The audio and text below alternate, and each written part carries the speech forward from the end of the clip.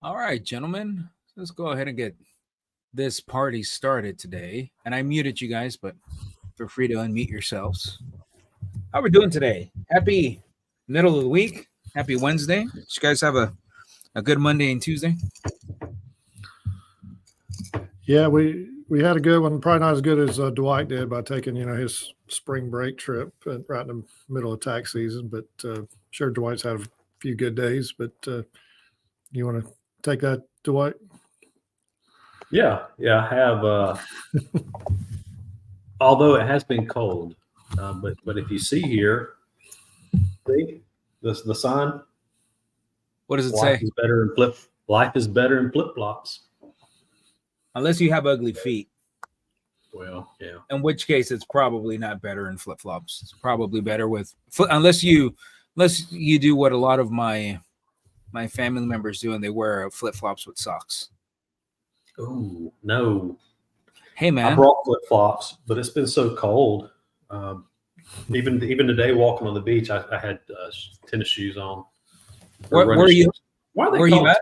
tennis shoes anyway? What are they? What? A lot of times people call running shoes tennis shoes. Is that just a white thing? I know. We call them tennis shoes. Yeah, we call everything tennis shoes. It's time to go play tennis. Yeah, I'm not built for tennis. I'm not built for fast movement of any kind. You should get into pickleball. You know, funny you say that, right? Because we have some clients that are getting into the pickleball business. I didn't even know what the hell that was. I was like, let me go Google this. What is like a? It's just like you're playing ball and eating pickles. I really didn't know what the hell it was, and it's like a mini tennis, right? It's like I get like if ping pong and tennis had a baby, that'd be pickleball. Well, and it combines wiffle ball with it a little bit because the ball's kind of like that too. So yeah, it's kind of combines a lot of childhood games together, I guess, for older people to get out there and play. Is there drinking involved? I'm sure there is. Like what's Top Golf, where realistically it's just an excuse to just go and drink. Mm-hmm. Yeah, Maybe not quite as bad as Top Golf. I don't know. I mean, the only thing I don't like about Top Golf is it's incredibly expensive. Like you can't go to Top Golf and not spend like $200. It's just like I've only been when other people are paying for it. Got it. I need better friends. That's what I need. Yeah. All right, William. When you come down, you're taking us to Top Golf. You're the baller here. Yeah, I'll take you to Top Golf and have us a good time while we're down there. So I'll take you up on that. Yeah, we make a few more sales here. We'll go to Top Golf. How about that? All right, man. I like that. That sounds like a good plan. Okay, so today we are talking about the 401k, which realistically it's where the majority of America has pretty much all, if not the majority of their wealth. And I really want I kind of want to give a breakdown, and I think Dwight and William can really help us break this down quite a bit. There's a lot of advantages and disadvantages. There's a lot of ways for you to take that 401k money in the future and make it non-taxable. There's a lot of ways for you to use that 401k money for a lot of different types of investments, and I don't really think people understand how much flexibility you have with the 401k once you have had separation of employment. As long as you're still working there, we're still somewhat limited, but there's a couple of things that we can do. But I'll start it with this: the 401k, and I think it happened. When did the 401k get implemented, William? You're the one that knows all of the facts. Was it like in the 80s? Is that when the pension? Well, it became law in 1978, and then ultimately in 1981 is when companies realized that they could use that tax code to make employees responsible for their own retirement. And then they offered a kind of a matching on that to kind of take the place of the pension funds. So 78, the original law came out, 81 companies started, and even into the 90s, I think like Walmart started offering 401k in 1997. to their employees. So it still took a while to get implemented. To it became, mainstream. But yeah, that's kind of the history behind the 401k, which basically is a tax code in the law that allows you to save for your retirement. Well, and when you brought up pension plans, it used to be that if you worked for a company and you had a pension plan, which everyone had a pension back in the day, I'm pretty sure you've heard, your old uncle say, man, yeah, I never wanted to leave that company because if I left, I was going to lose my pension. Well, all that meant was that whenever you retired, the company that you were working for was going to continue to pay you a salary, even though you were technically retired. However, that started getting very expensive very, very quickly. So then they had this great idea that instead of providing pension plans, they were going to offer you this great plan that in many situations allows you to participate in the stock of the company that you are working for, which basically you're just throwing more money to the company that you are actually working for. And that was the 401k. And I will tell you, there's just no way that a 401k is better than a pension plan. And nowadays, really the only people that have pensions are mainly government employees. Like we look at teachers, we look at border patrol agents, customs agents, anybody that works for the government, you still have a pension. But everybody else, I mean, all you have is a 401k, which in many scenarios, it's not even a good investment to begin with. Like the options that you have available inside of your 401k aren't even that good. But there's one major advantage to a 401k that I see. And Dwight, I know what would be the only advantage that people have when it comes to a 401k in terms of contributions? Well, the real main benefit that I can think of would be the tax deferral piece of it. You're funding it with pre-tax money, and so therefore you're just deferring those taxes until you do retire and start taking the money out. Or, unfortunately, sometimes people take the money out early, prematurely, and get a penalty assessed for doing that. But the tax deferral is really the main thing. Is that what you were thinking? That was one of the things that I was thinking, but that wasn't the main one. The main one was Okay. the matching contribution, the free money. They actually, Okay. yeah. And this isn't the case with most companies. Most companies will give you a matching contribution, but some will not. But the matching contribution, all it is like you contribute XYZ amount up to a certain percentage. Generally, that percentage is 3%, and then your company matches the 3%. So that's free money. The way I explain that to clients is, I mean, that's like a 100% return on investment. Like if in a given year you put in $5,000 and your company puts in $5,000, regardless of how the 401k performs at that point, you still made a 100% return on investment. So that's definitely something that you want to take advantage of. The tax deferral, you want to elaborate a little bit more on that, Dwight? So how does the actual deferment of the tax, or how does a 401k contribution benefit you tax wise today? Well, and that's a great advantage is when you are working for a company that does match. I recommend people at least contribute up to that match, get that free money. Now there are different vesting periods. You have to stay with the company long enough to get the money that the company's put in.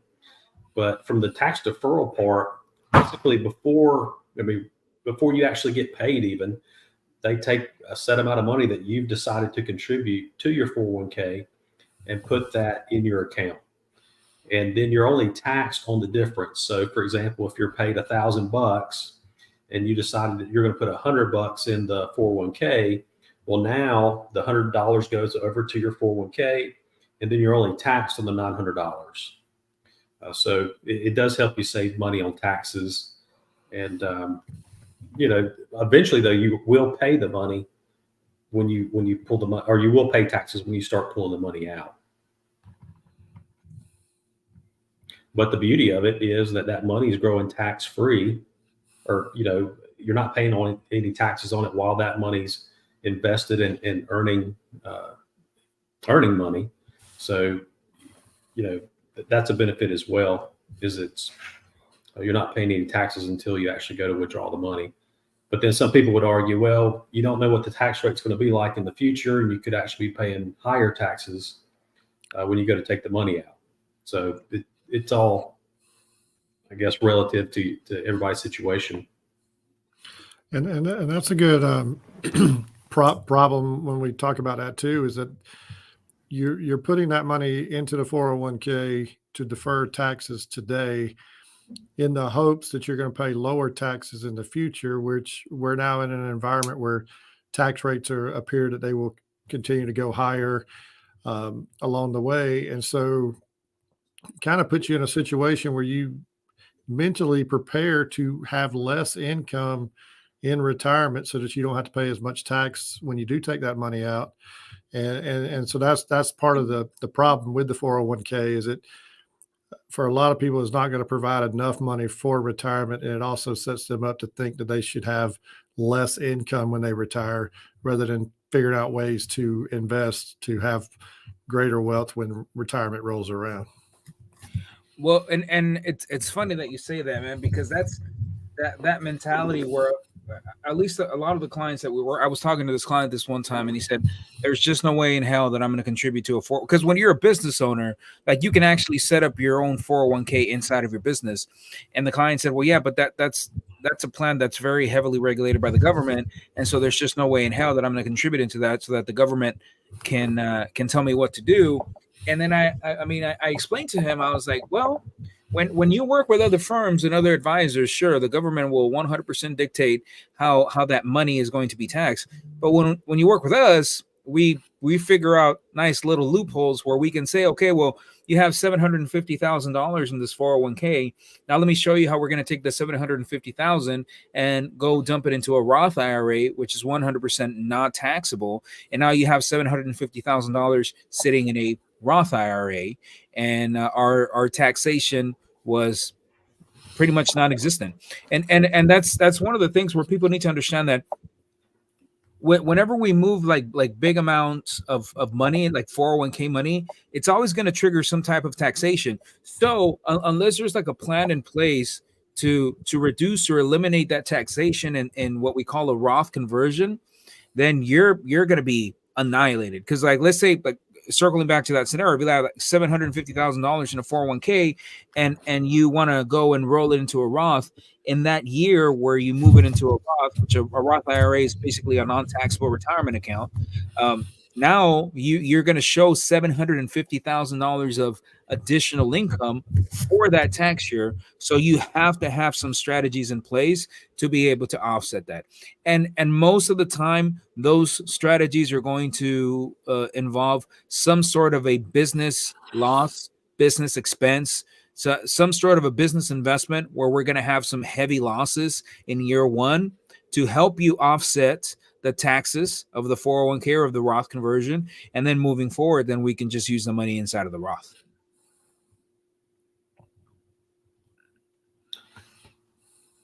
Well, unfortunately, most companies don't offer a Roth 401k. It's a tax deferral mechanism that they use. Some do now. So you could go ahead and contribute to a Roth 401k if your company offers it. So that could be an option. But there again, that you wouldn't get the tax deferral at that point, because that's going to be funded with after-tax money.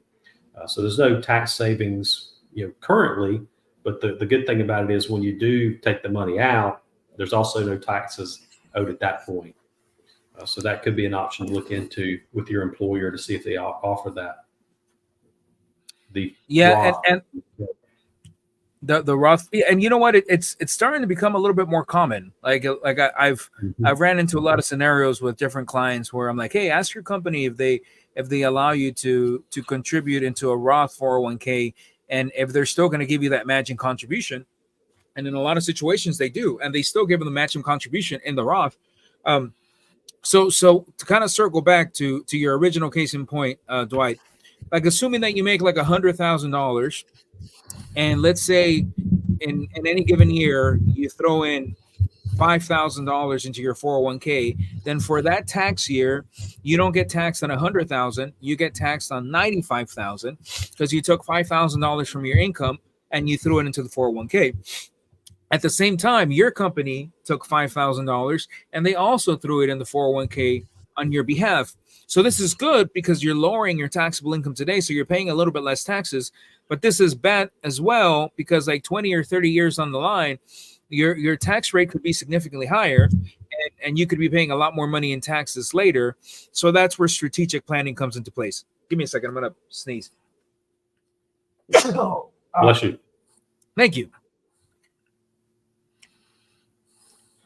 But there's definitely advantages there. Why would you guys say that the majority of the clients that we talk to, because most of them are business owners, what do you think that most of them, because most of them don't like 401ks. Most of them don't want to invest in 401ks at all. Like, man, I don't want to do this. I'd rather go do a cash value built up life insurance policy or real estate or anything else. I don't want the 401k. Why do you guys think that is? Well, the feedback that we're getting from high income earners is that they don't want the money in their mind trapped for a number of years, whether that's 20, 30 years or so, because we're dealing with people that are in their 30s and 40s, and they have already created high income for themselves by being strategic with their investments and their business entities and things like that, to where telling them to set money aside and you can get it when you're 59 and a half or even 70 years old seems so far off. Plus the return on the investments. So, historically, maybe it's been an 8 to 10% annual return, but that's over the long term. So you have some years where you've lost a good bit of money. You have other years you make more money, but on average, 8 to 10%. But when you have the ability to invest in real estate or businesses that produce even more cash flow than that 8 to 10% return, then they're opting to keep control of their money, like you're talking about. And there's other ways to save money on their taxes besides contribute to the 401k. Whereas if you're an employee, basically earning all of your income on a W-2, there's very limited tax deductions available to the W-2. So the retirement plan for a W-2 earner is a lot more attractive in that case because that does give them an ability to offset some W-2 income. But as a business owner, you've got many types of things that you can get tax deductions on. And so it's limited a lot of times in what they wanted to do that until, like you talked about, Raul, we present them with the loophole that we know later on can convert it to a Roth. So we can go ahead and take that tax deduction once they kind of understand the strategy, not just the 1 year strategy, but the multiple year strategies that we're working with them on to reduce taxes today, but also create wealth and things like that in retirement. Then it may become a lot more attractive. But to your point, it's tying up that money. They feel like it doesn't really save them that much in taxes because even the 401k is limited on the face of it. 23,500 is kind of your limit on that. And so you're sitting here, that's not going to really move the needle much on their taxes is the feedback that we're getting. So it all is relative to the client, but that's a big part of why the clients that we work with don't want any part of the 401k as a overall strategy. Well, and William, you hit it. You covered all the points, and to add on to that, when our clients have employees, they have to now also include their employees in these plans. And depending on the number of employees, they get pretty costly for them to even service, that plan. So that's one consideration. And, even if they contributed the full 23 grand and their tax rate's 37%, that only saved them $8,500.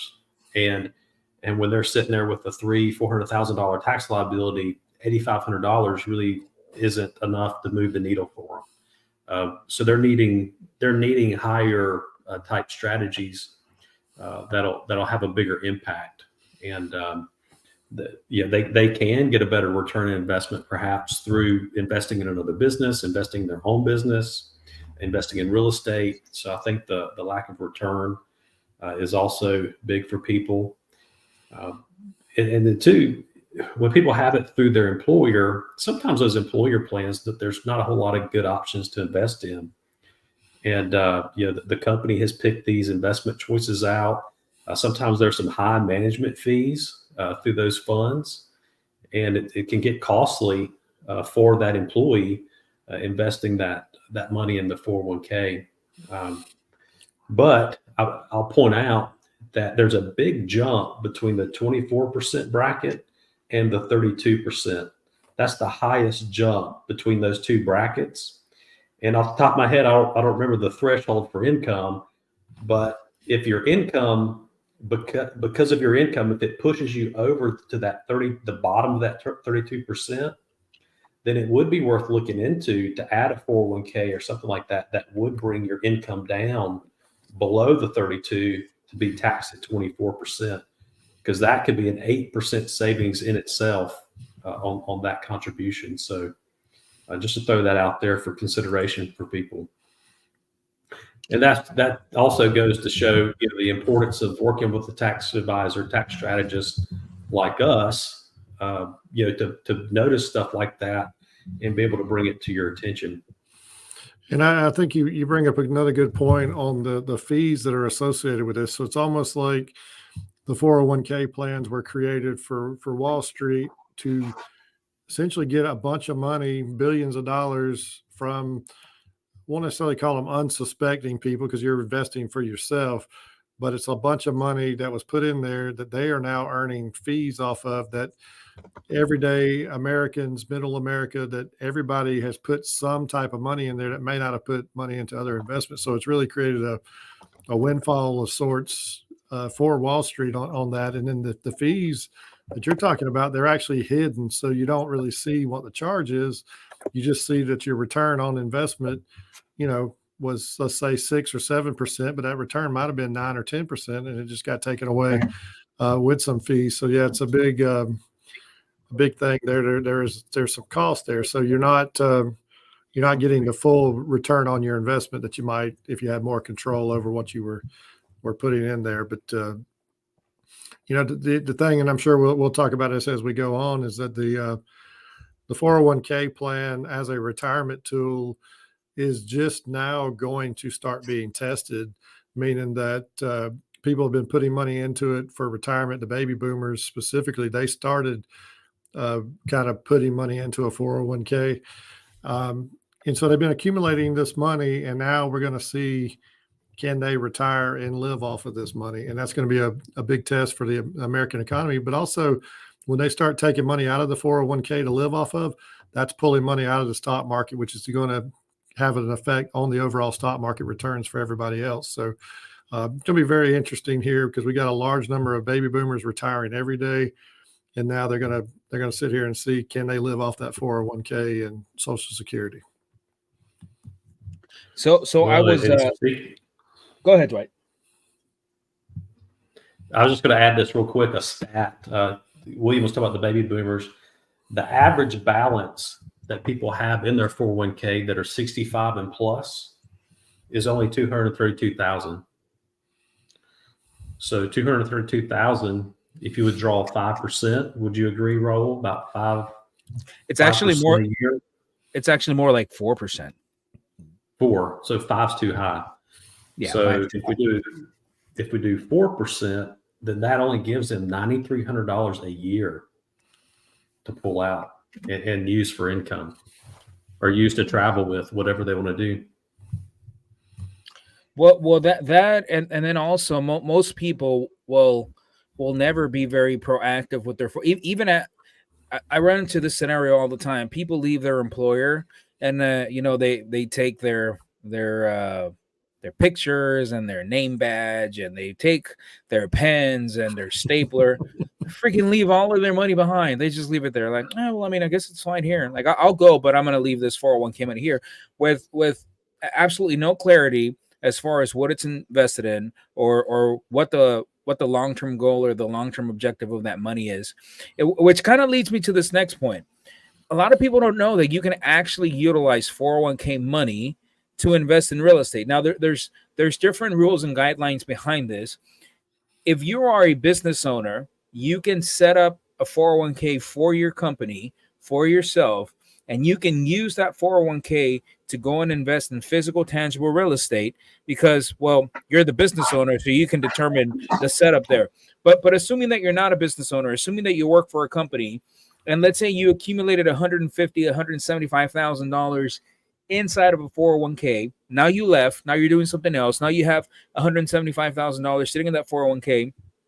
You can actually use that money to go and buy real estate without taking a distribution and paying the taxes, or without paying any penalties.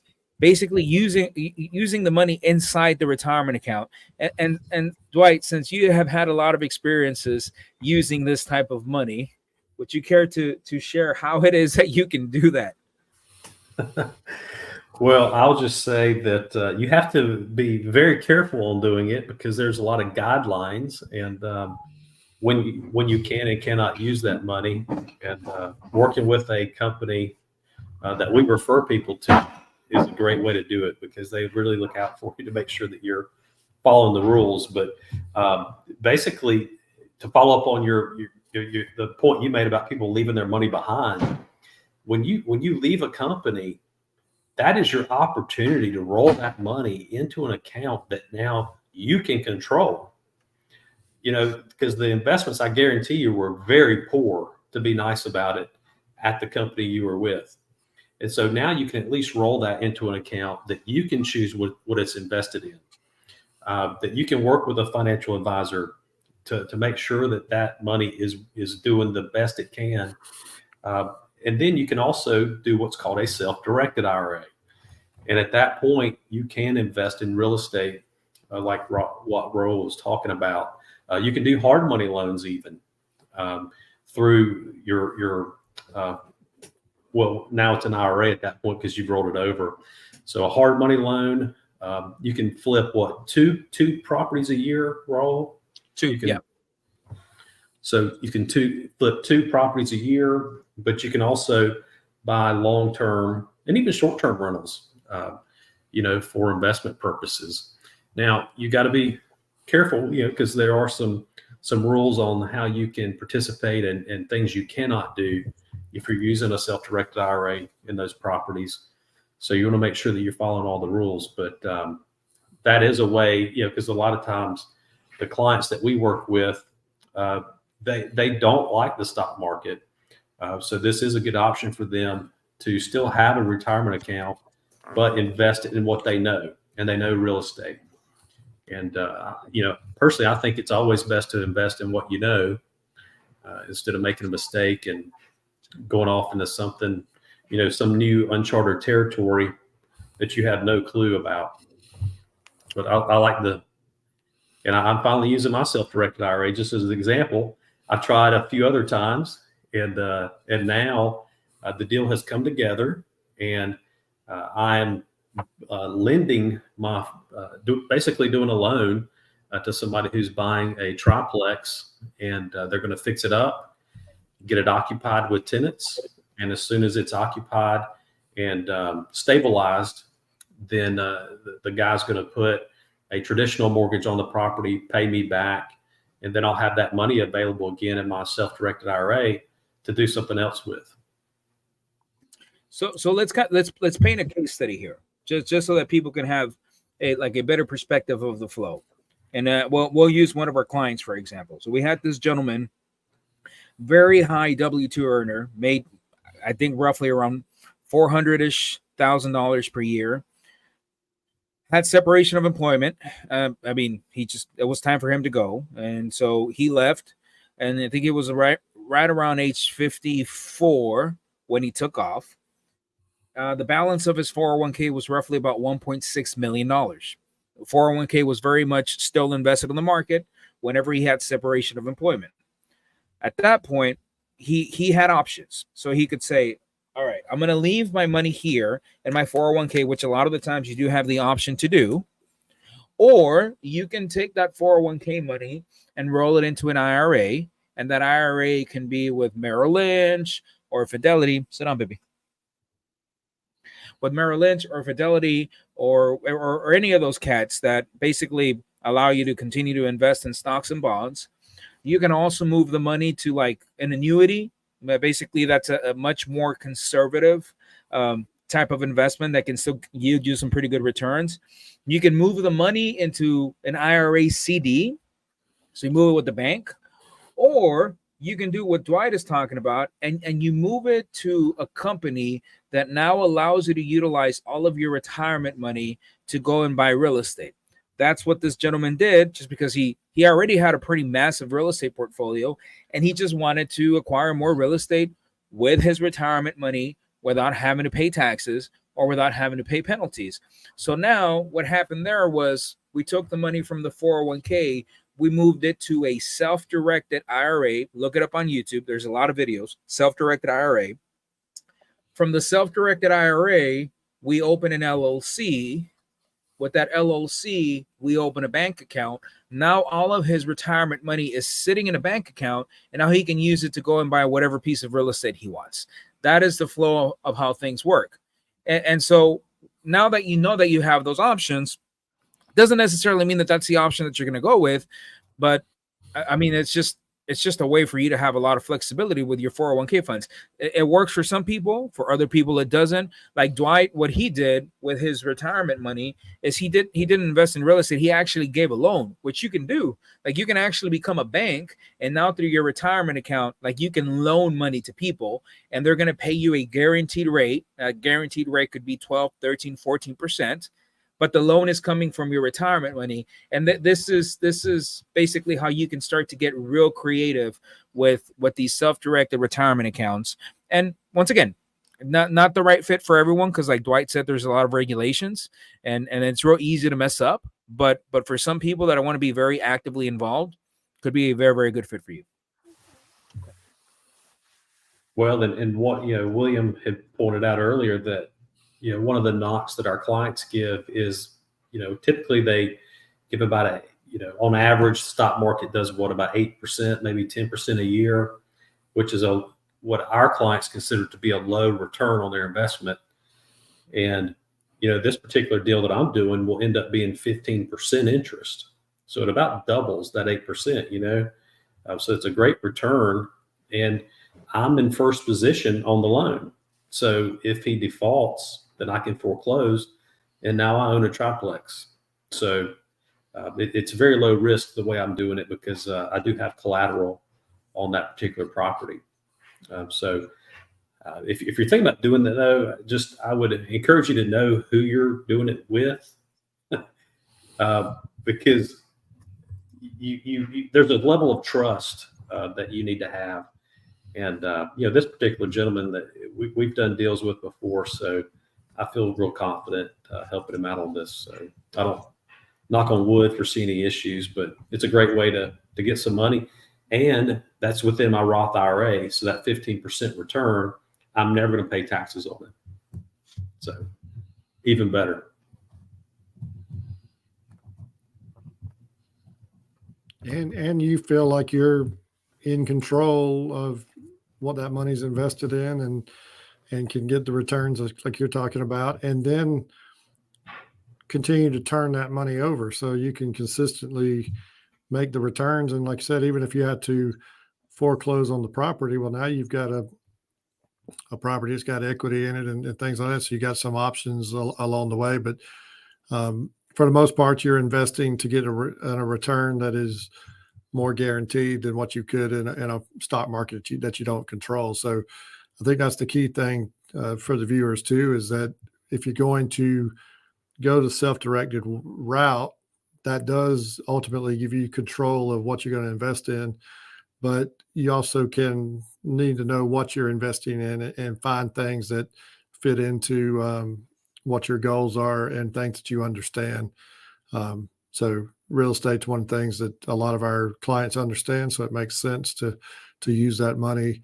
And to your point, Raul, I mean, the guy was saving money all these years, and he puts it into real estate, and now can enjoy even a better retirement and doesn't have to stay at that dead-end job anymore. Well, and when you have a plan, and when you work with the right advisors too, that have a longer term plan as far as how we're going to make that 401k money not taxable, and how we're going to utilize that 401k money to invest in real estate, to give loans. If you want to invest in crypto, you can invest. There's a lot of things you can do. Then at that point, you have full flexibility to basically do whatever the hell you want. there's a lot of people in the financial space that really talk bad about the 401k, because most of the time what they're trying to do is they're trying to sell life insurance, right? Which, nothing against life insurance. We love cash value build up life insurance. We have clients that throw hundreds of $1,000s a year in cash value build up life insurance, and we'll have a podcast exclusively on that. But you can do a lot of damage with the 401k, because your 401k reduces your taxable income today. And the way we use it is we just use it as a savings vehicle, because we know in the future we're going to take that big bucket of money, we're going to make it non-taxable with some very specific types of business losses. And now that it's not taxable, now that it's sitting in a Roth, now we're going to go flip real estate with a Roth IRA. And now if you make $150,000, $200,000 in that flip inside of your Roth IRA, you don't pay taxes on anything, right? So you can get real creative with this stuff. So when we tell clients, we're going to throw $30,000 into your 401k. They're like, why? I said, because it's the savings. We're getting a tax deduction today, and we already have a game plan for you tomorrow as far as what we're going to do with this money. They're like, oh, okay, well, that's fine. Let's do it. And then we still throw $50,000, $75,000, $100,000 a year into a cash value build up life insurance. We're still building a real estate portfolio. We're still very actively involved in that. We still have plenty of cash sitting in high yield savings accounts and CDs that you can leverage. So there's a lot of different ways for us to be able to utilize our money. So in a nutshell, so much for the person that knows, there's a lot of flexibility in the 401k. For the person that doesn't know, you kind of just fall in the rat race where one day you're just going to pay a lot of money in taxes on that money.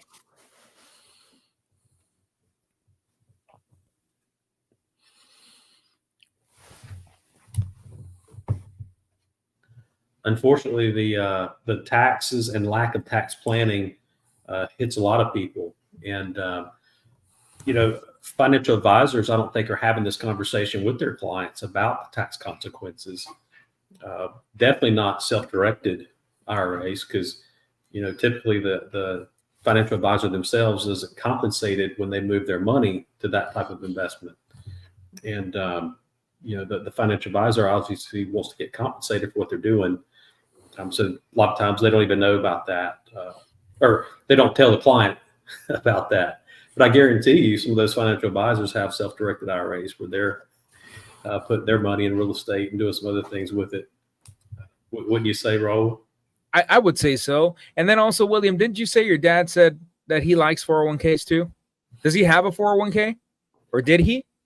No, he's still got a 401k, and so we got in. We get into discussions on it, because that 401k on paper, it says, this is how much money you have, but really that balance of the 401k, traditionally, if it's just sitting there, it's actually shared with the IRS. So, you may have a $500,000, $1 million in the 401k, but ultimately 30 to 40% of that really kind of belongs to your other partner, which is the IRS in this case. So it's not as much money as you would think about it. But yeah, he was asking me if why we were having this discussion, basically because the 401k, and we love that. We just have two different viewpoints of what retirement looks like, and we enjoy working with each other and things like that. But I'm of the viewpoint, let's try to enjoy some pre-retirement before you get to 65, and you do that by having access to your money and putting it in investments that can return cash flow for you now.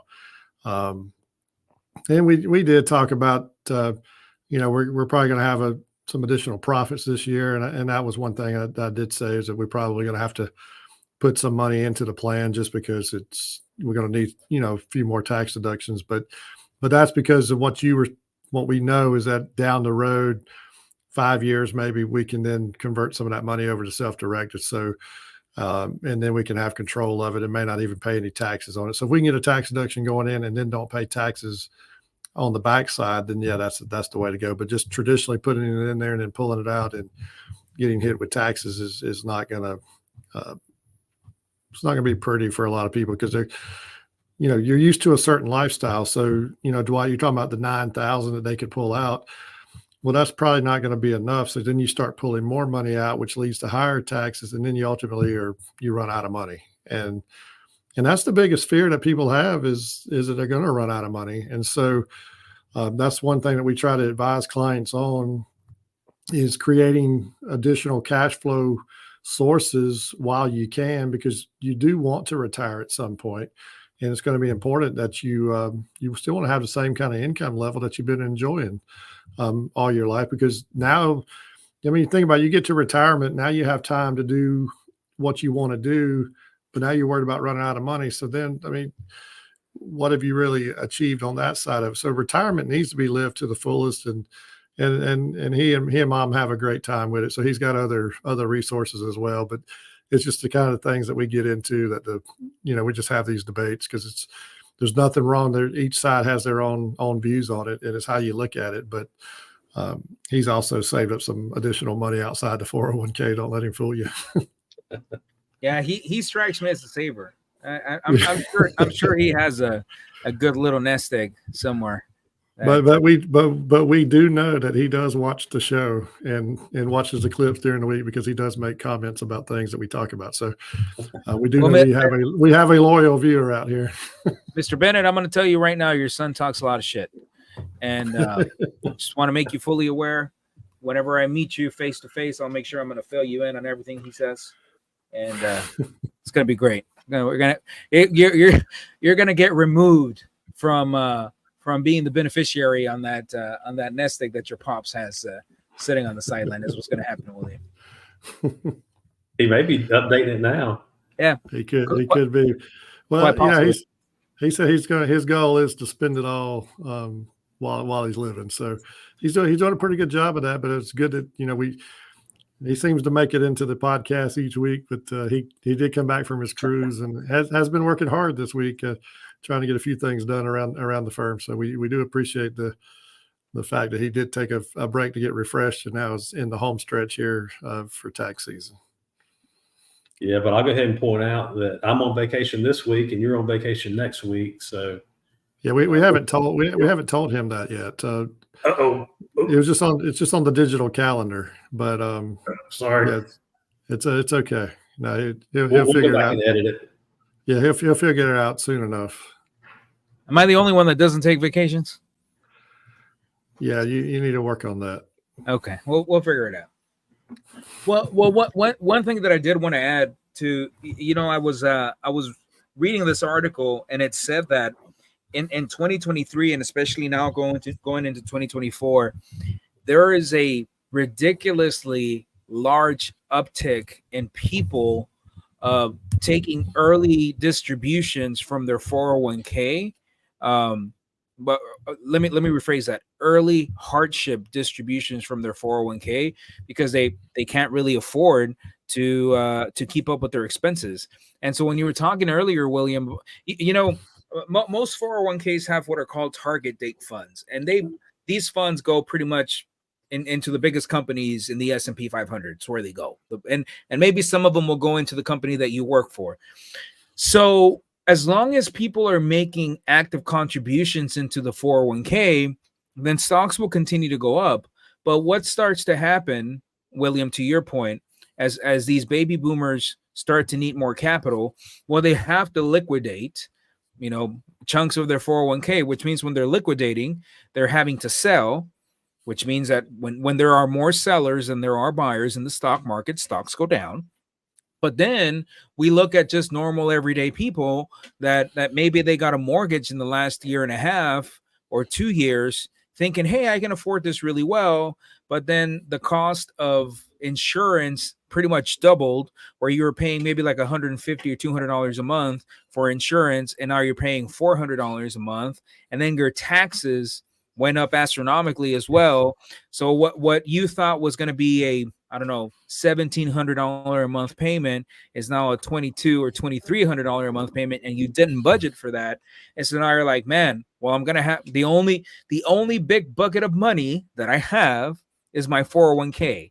Then you sell the 401k, you pay the taxes, and if you can't justify the hardship distribution, you pay a penalty. And if this happens enough, then it could be the next catalyst that could push us into a potential recession.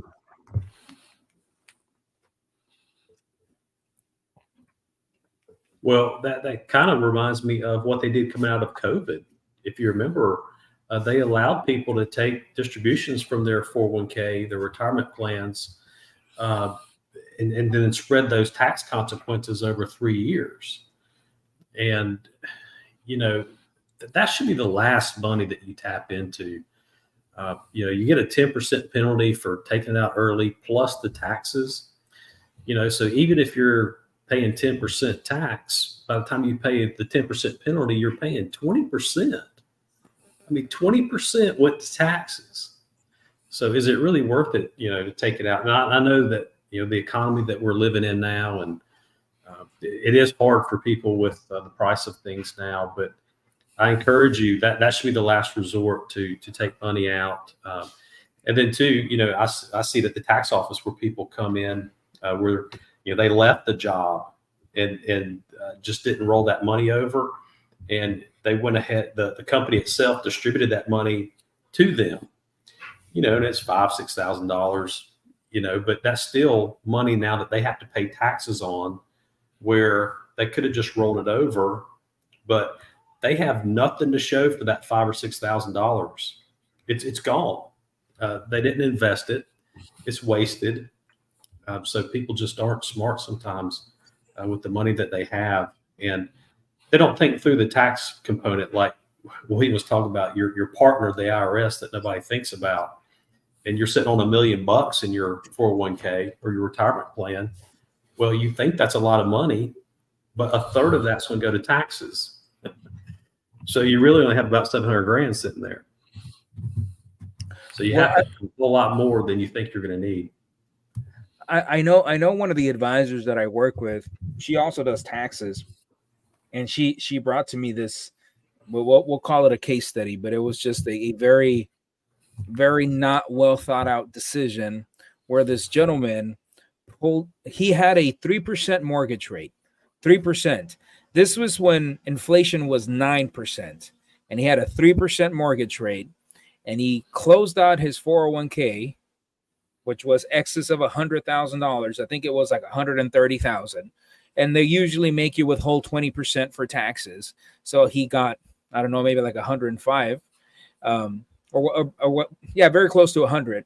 And he paid off his mortgage.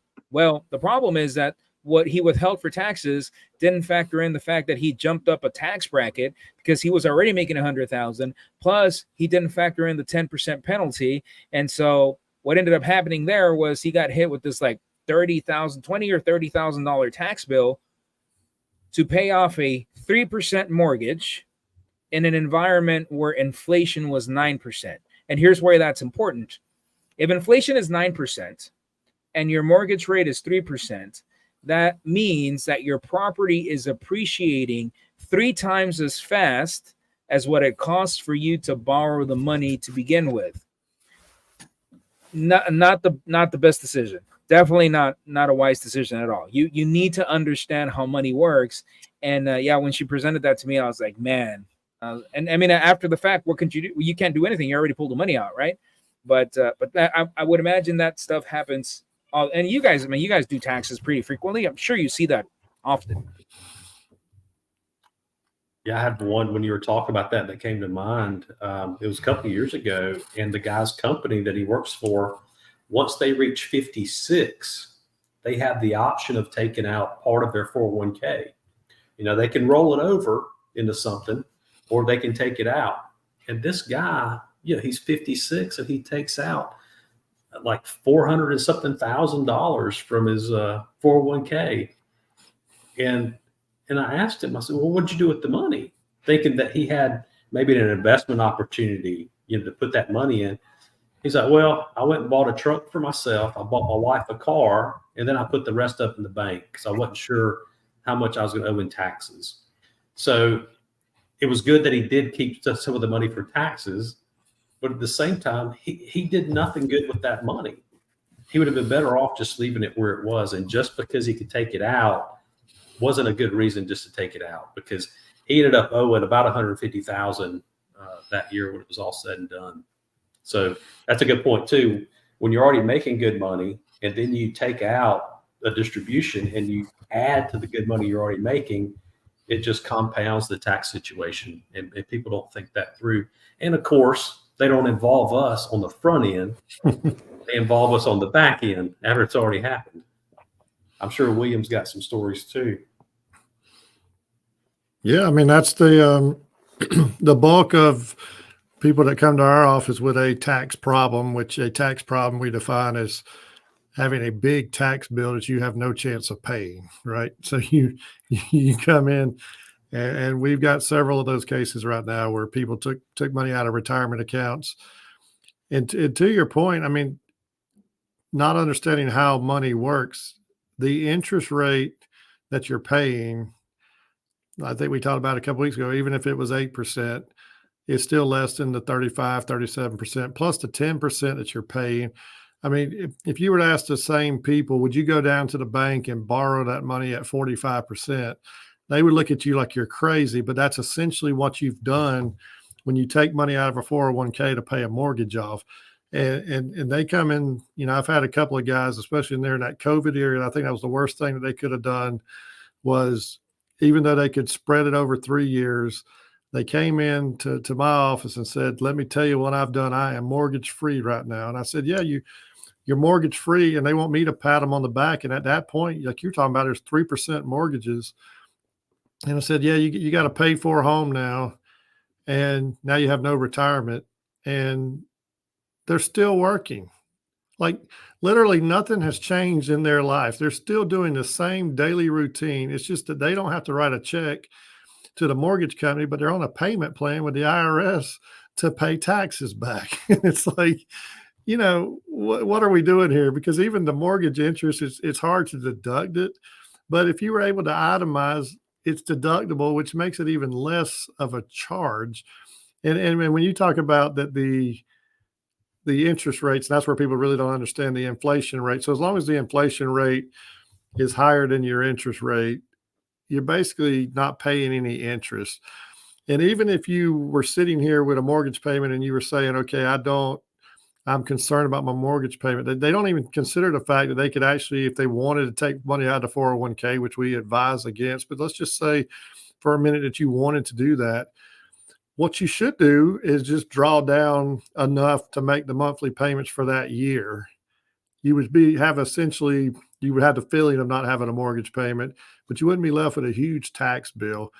But it's just how people think about, I can sleep better at night if my house is paid off. But my concern is that house was going to get paid off anyway with your regular earnings, and your retirement would have continued to build up so that when you get to retirement age, you would have money in retirement and your house would be paid off. Instead, now you're going to be left with a paid off house, very little in retirement, and you're either going to be left to sell the house or, worse yet, try to put a mortgage on it, which you're not going to be able to once you reach retirement age because you don't have the income to support the mortgage. So it's not building wealth. And so that's the biggest thing, is if people would understand when they're taking money out of this retirement account, it's not a savings account. That's what we opened the show with, is because most people put it in there as a savings account, and then that's how they utilize that money. But it's very disastrous when you go and you pay the mortgage off, because now they can't get a 3% mortgage if they had to. So if you run into a bigger problem, now you're paying even higher interest rates, and it's just not good. But they don't understand, and everybody that comes in, okay, they get 20% withheld on the 401k distribution. I don't know who tells them this, or maybe they think this. They think that that's all the taxes on the 401k. So when I tell them that was basically a deposit toward the taxes, they think I've done something wrong, because they're like, well, I've already paid 20% and that ought to be enough to cover this money. And it's like, well, you got a 10% penalty, and then that only leaves 10%. And by the way, you've now put yourself into 32 to 35% tax bracket. And so it costs you 45% if you take a good bit of money out of the 401k.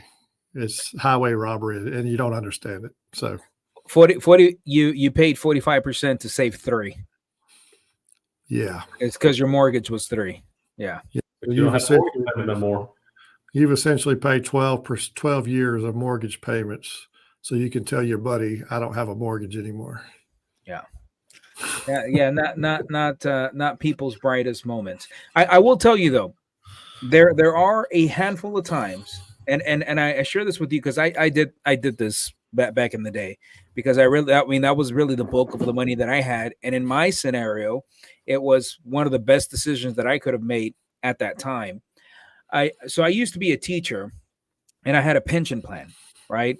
And whenever you have separation of employment, you have the option, very similar to a 401k, to either leave the pension plan there or pull it out, take it with you. I actually pulled it out, but let me tell you why. I pulled it out not so that I could pay off my mortgage. I pulled it out because I needed to make more investments in my business. So here's the reason why this was beneficial to me. I pulled it out without any withholdings. So I didn't even withhold the 20%. But then I took all of that money, William, plus cash money that I had, and I threw it all into the business, which the business was not very profitable, because that was the year that I left. My business was not very profitable at that time. So now what I was able to do is I was able to get a lot of resources for my business that now makes me, I mean, it does well for me. I don't want to say how much, but it does well. And I was able to factor in all of those losses from the business to then offset all of the taxes that I would have paid on that pension distribution. Mind you, I'm a hell of a lot smarter now than I was back then. But I mean, kind of hindsight, I think at least for me, that was the right decision. And there are certain scenarios where I feel like as long as it's well thought out, and it wasn't even a lot of money, man, because I was only a teacher for like 7 years. So it was only like 30 grand. It wasn't a lot, but that really helped me get my business moving in the right direction. And I really didn't have to pay a whole lot of taxes because I had a lot of business losses. So I don't know. I'm curious to think what's y'all's take on that for people that may be in that scenario. Well, I think that was good. I mean, because I was just talking about the client who had took the money out, nothing to show for it. Right. You took the money out and you made a wise investment. So you do have something to show for it now. So I think that's the key. And I wouldn't fault you at all in that scenario. But it's like I had to early on when I started the tax office, I had to sell a rental property to put the gains from that rental property into the tax office to keep it afloat. Well, 10 years later, I have a good business. So, to me, that was a good investment. It's not like I just sold the rental property and went out and bought a car. So I have something to show for it now. I'm at the beach. My tax office is paying for me to be at the beach, So I think it's a good investment that I made. I think the same thing for you. What hurts me and hurts my soul, it really just hurts me down deep, is when people take the money and just waste it. And you've got to invest it, whether it's in yourself for personal development, invest in your business, invest in real estate. You just have to have something to show for it. It's my advice to people. Yeah, I don't think you can ever go wrong investing in yourself, and especially if it's used to acquire another skill that allows you to produce additional income for yourself. So if there's some return on it, like you're talking about, Raul, then that could be a good use of the money. I'd much rather see people pull money out for a productive reason, or realize, this money that I have is not life changing at the moment. So like you couldn't retire off of 30,000. So you might as well have taken the money and put it to productive use for yourself at that point. But I think to everybody's point, what we're talking about is when people use it as a savings account, just pull it out and spend it on whatever. You're left with paying a big tax bill, and you have nothing else to show for it. So yeah, that's a good point. That sometimes we have to take some of the assets that we have and spend them on things that will produce additional incomes. And I see your topic there, Raul, for next week. That's going to be a great topic. Because, this one's off Dwight. I think he was really upset that day because I you have no idea how many times I've used this quote, and I was like, you know what? One of our advisors said this, and then the client will be there and they'll be like, that's very true. and so I think this would be a good topic for next week since we're talking a lot of taxes and it is tax season. But I was told if I told a story directly about that other company by name, then I could get sued. So we refer to them as a place that rhymes with door lock, and I have a great story to share with you next week on how they just royally screwed up someone's taxes, and had to come to me to get them fixed. And it's so they don't always know the best either. So that should be a great topic, combining CPAs with H&R Block. So I look forward to that next week with you guys. Well, I know you're going to be on vacation next week. You'll be able to join us. Yeah, we're gonna take this studio on the road and join you from sunny Florida next week. Very Are good. you going to Disney again? No, we're actually not going to go to Disney this time. We just went a couple of weeks ago. We're going to take a week or two off from Disney, but we're going to plan on going down to Panama City for the week, and really, because that's like the spring break headquarters that people would go to. But I think by us going in April, we're going to miss some of the rowdy March crowd. So kind of looking forward to that next week. But yeah, we'll be back at Disney sometime, and I'll give you some Disney tips too for anybody that listens here to know how to do it right. I definitely need them because we plan to go this summer, and I know it can get pretty expensive, and I'm pretty cheap, guys. I'm gonna be real honest with you. Like I'll buy $5,000 of stocks in a day. Disney hurts me, because it's not an investment. It's an expense, but yeah, our daughter just turned 4, and she's talking about Mickey Mouse almost every single day. So I was like, okay, well, I guess it's time. So yeah, well, even as many times as we've been, we still discovered new things there. So I don't know if they put out new stuff or what, but it's a magical place. It's just, I don't know, just hard to describe it. When you get there, you just get in the spirit with it for sure. Well, so is my bar down the street. I mean, it gets pretty magical after about an hour and a half, but it's not going to cost me like 10. So I live in Texas, right? So I have to pay for the flights, obviously. How much for me, my wife, baby girl who's 4, my son is 15, my daughter is 13. How much do you think we'll spend? Like 15 grand? Well, it's if you go daily. I mean, we're fortunate we have a pass, but if you go daily, I think it's about $200 a day per person. To get in. And then all the extras and the food and everything. I mean, so possible, depending on where you stay and if you want to eat good while you're there too. Very good. And then you have to get the fast pass too, right? So you can get on the rides faster. Otherwise, you'll be in line forever. Yeah, but that's a fallacy that they have down there, because you only get so many rides. It's not like you buy the fast pass and just get to go to the front of the line on every ride. It's timed out. So you really have to plan it out, because I think you only get maybe 4 or 5 throughout the day. So one thing that we do, we skip the parades and the fireworks, and that's when we ride. So if you don't care about the parades and fireworks, then you can ride without the fast pass and get to ride what you want to ride. But so that may be a strategy for one day for you, because I mean, if you're gonna want to see some of that. But yeah, you don't. It is per day that you have to buy the pass, so that part can add up as well. So it just depends on what you want to do and what you want to see. Cool. All right, guys. Well, we went over some really good stuff when it comes to 401ks. I think probably the only thing that I want to share with our viewers, and if they watch this at a later day, understand that taxes from a 401k, especially for some of you guys that have very sizable 401ks, can be very much mitigated with a good quality plan. And then you can invest it in pretty much whatever the hell you want to invest it in. If you want to give loans through your 401k, if you want to go invest in real estate, if you want to go invest in a business with your 401k, all of that can be done as long as you have a clear, methodical plan as far as how you want to achieve that. Everything else is very doable. Anything else that you guys want to say before we close out? Well, sometimes I think we bash stuff, and 401ks do serve a purpose.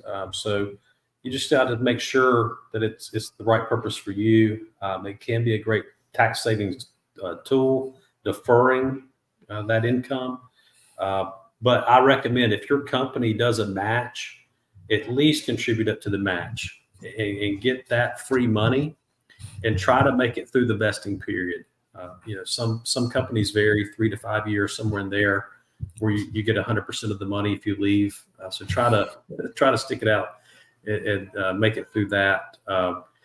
But I do like the self-directed avenue as well, and that's definitely something to look into.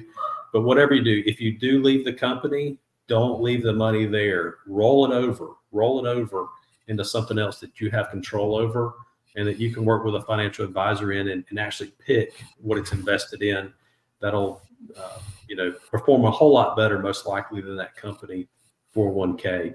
And if you're a business owner, we didn't even touch on defined benefit plans and some really more powerful, robust retirement saving plans. There's a lot more out there for you guys if you're wanting to stick a lot of money into some tax deferred investments.